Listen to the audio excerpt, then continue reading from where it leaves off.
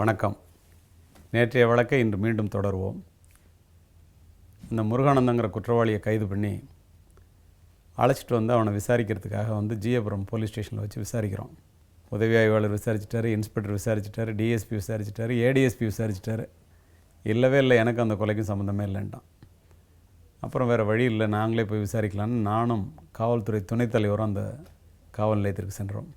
அங்கே போய் விசாரிக்கும்போது, நான் விசாரிக்கிறேன் சார், முடியலன்னா அப்புறம் நீங்கள் விசாரிக்கலான்னு சொல்லிவிட்டு அவனை தனியாக உட்கார வச்சு 1 மணி நேரத்துக்கு மேலே பேசி என்னகிட்டே அவன் முதல்ல இல்லைன்னு தான் சொன்னான். முதல்ல மொட்டை அடிக்கிற நாவிதனை கொண்டு வந்து அவன்கிட்ட காமிச்சான். நான் தானடா உனக்கு மொட்டை அடித்தான். நான் அப்போவே அவன் பாதி ஆஃப்.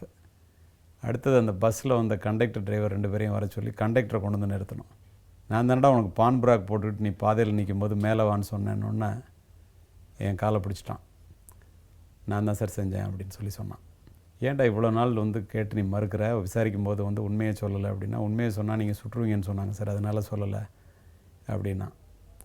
ஏன் இந்த மாதிரி ஒரு தவறு செய்கிற சூழ்நிலைக்கு நீ அவருக்கு உனக்கு என்ன, ஒரு மிகப்பெரிய இராணுவ அதிகாரியை கொலை பண்ணிட்டியே அப்படின்னு. சார், அவர் இராணுவ அதிகாரிலாம் அடுத்த நாள் பேப்பரை பார்த்தேன் சார், எனக்கு தெரியும்.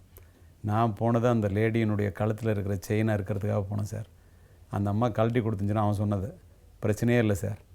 அந்த அம்மா சத்தம் போட்டோன்னே தான் அவர் வீட்டுக்கார் பக்கத்தில் இருக்காருங்கிறதே நான் தெரிஞ்சு சார். அவர் என்னை பிடிச்சார் சார். நான் ஜர்க்கினை கழட்டிவிட்டு ஓடினேன் சார். விட வேண்டியது தானே சார். விடாமல் திரும்ப பிடிச்சார் சார். பிடிச்சா போலீஸில் மாட்டிட்டு வரல சார். அதுக்காக தான் கத்தி எடுத்து வீசினேன் சார். அவர் கழுத்தில் பட்டுச்சு சார், செத்து போயிட்டார் சார் அப்படின்னு சாதாரணமாக சொன்னான்.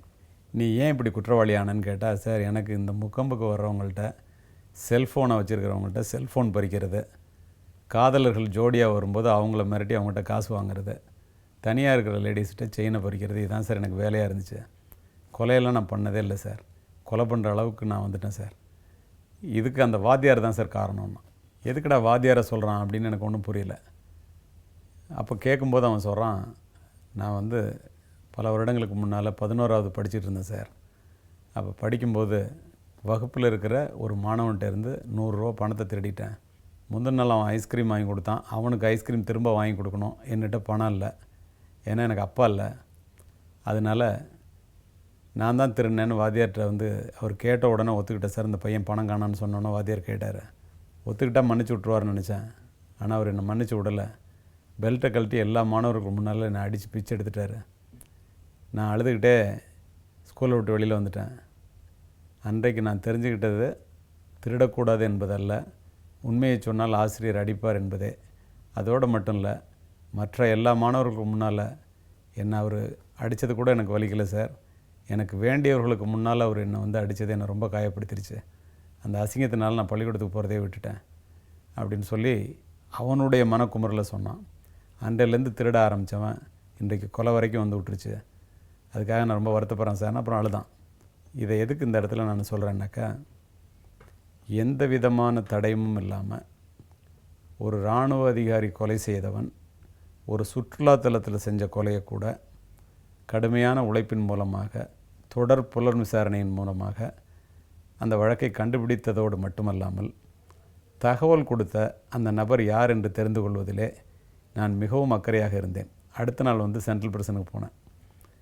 போய் அங்கே உள்ள சூப்பரண்ட்ட, இத்தனாம் தேதி இத்தனை மணிக்கு எனக்கு இந்த மாதிரி ஒருத்தன் ஃபோன் பண்ணான் சார், அவன் யாருன்னு நான் தெரிஞ்சுக்கணும் அப்படின்னு சொன்னோன்னா அவருக்கு ஒரே ஆச்சரியம். உள்ளேருந்து எப்படி சார் ஃபோன் பண்ணான்னு சொல்லிவிட்டு ஒரு 2 நாளைக்கு முன்னாடி 4 செல்ஃபோன் ரெக்கவரி பண்ணோம். அதில் ஒருத்தன் பேர் சொன்னார். அந்த குற்றவாளி நானே கொலை வழக்கில் கைது செய்து அனுப்பிய குற்றவாளி.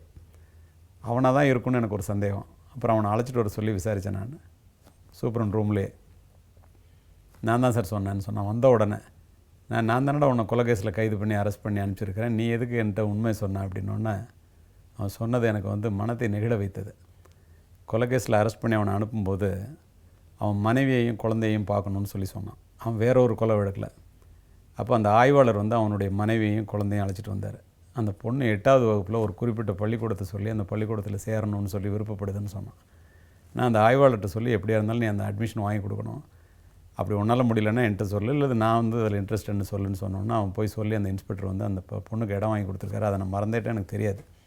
என் பிள்ளை இன்றைக்கி நல்லா படிக்குது சார், நான் ஆயுள் தண்டனை கைதியாக உள்ளே இருக்கேன் சார், என் குடும்பத்திலே நீங்கள் விளக்கேற்றி வச்சுட்டீங்க சார், அதுக்கு நன்றி கடனாக தான் சார் சொன்னேன், ஏன்னா அவன் இதுக்கு முன்னாடி ஒரு தடவை பைக்கை திருடிட்டு ஜெயிலுக்கு வந்தான் சார். அப்போ நானும் அவனும் ஃப்ரெண்டு சார். அப்போது அவன்கிட்ட அந்த ஜர்க்கின் இருக்கிறது எனக்கு தெரியும் சார். இதிலிருந்து நான் தெரிஞ்சுக்கிட்டது என்னென்னா, கொலை வழக்கிலே சம்பந்தப்பட்ட குற்றவாளிகளாக இருந்தால் கூட மனிதாபிமானத்தோடு அவர்களிடம் நடந்து கொண்டால் ஒரு நேரத்தில் இல்லைனாலும் ஒரு நேரத்தில் அது ஏதோ ஒரு பெரிய உதவி நமக்கு கிடைப்பதற்கு வாய்ப்பை உண்டாக்குகிறது. காவல்துறையின் அத்தனை பேரும் மனிதாபிமானத்தோடு எல்லோரிடம் நடந்து கொண்டோமே ஆனால் எந்த நேரத்திலும் அது நமக்கு உதவியாக இருக்கும் என்பதற்கு இந்த வழக்கு ஒரு எடுத்துக்காட்டு. நன்றி நண்பர்களே. நாளை மீண்டும் சந்திப்போம். வணக்கம்.